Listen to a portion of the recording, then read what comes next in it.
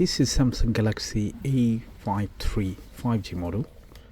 The screen has gone, so you're going to replace it. On my left hand side, there you can see there is a replacement screen. So what are you going to do? First, we're going to take out the SIM tray, remove the back plate and the mid frame, and then we're going to pull out the motherboard, battery and all other components and place it back to the new housing which comes with the screen. First is first, we need a hair dryer or hot air gun.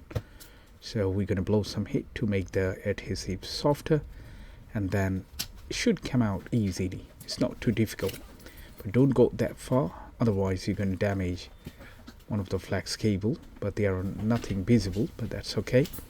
Now we're going to take out all the screws from the mid frame,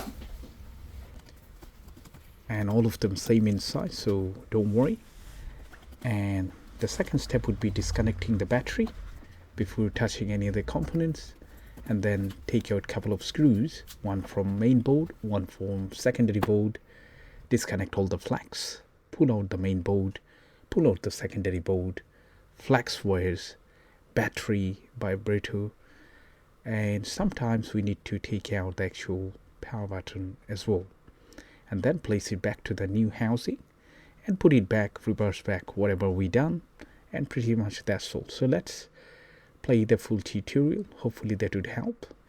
And also I do have another video which is A53 4G model, both of them similar, same in procedure, so you can watch either way, both of them. Okay, so I hope you will enjoy the rest of the video. If you do have any question, leave it in the comment section.